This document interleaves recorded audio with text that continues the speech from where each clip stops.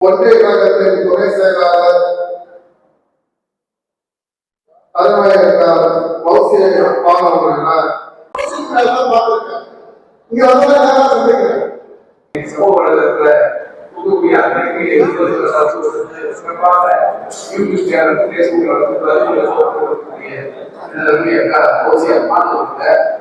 பேரு ஒவ்வொருத்தரா சொன்னா விடுபட்டு போனா மனசு வாகப்படும். அதனால கலைஞர் அண்ணா சொன்னது போல மொத்தத்துல எல்லாருக்கும் வணக்கத்தை தெரிவிச்சு கொள்கிறேன்.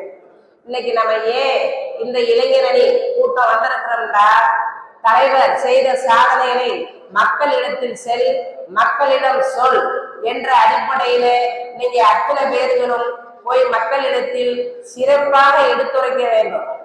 எத்தனையோ கிளிஜோசம் எல்லாம் சொன்னாங்க. எப்படின்னா போன எலெக்ஷன்ல தலைவர் என்ன சொன்னாங்க, ஜாதகமே இல்லை அப்படின்னு சொன்னாங்க. அப்புறம் நம்ம என்ன செஞ்சோம், ஒட்டு மொத்தமா தலைவருக்கு வாக்களித்து அவரை முத்துவே கருணாநிதி ஸ்டாலின் என்னும் நான் என்ற ஒற்றை வார்த்தை சொன்னவர இந்த கிளிஜோசியக்காரர்கள் கேள்விகளுக்கு போனாங்க. அதே போல மீண்டும் தலைவரை முத்துவே கருணாநிதி ஸ்டாலின் என்னும் நான் என்ற ஒற்றை வார்த்தைக்காக நம்ம ஒவ்வொரு தொண்டர்களும் அயராக உழைத்து மக்களிடத்திலே போய் நம்ம கண்டிப்பாக அருமையான முறையில் எடுத்துரைக்க வேண்டும்.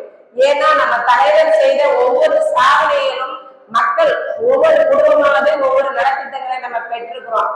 தலைவர் என்ன சொன்னாருன்னா, எனக்கு கண்ணு கெட்ட எதிரியே இல்லைன்னு போயிட்டாரு. இன்னைக்கு ஒரு பேட்டியில ஒரு சில மின்மினி பூச்சி எல்லாம் என்ன பண்றதுன்னா அப்படியே துடிக்குது. நம்ம எப்படி இருக்கிறோம்னா கலங்கர விளக்கு, அதற்கு எதிர்த்தாவே நம்ம இறந்துகிட்டு இருக்கிறோம். இன்னைக்கு பாத்தீங்கன்னா தமிழ்நாட்டை தலைமுடி செய்ய மாட்டேன் என்றாரு. இன்னைக்கு நம்ம தலைவர் முத்துவே கருணாநிதி ஸ்டாலின் அவர்களை மீண்டும் முதல்வராக்கி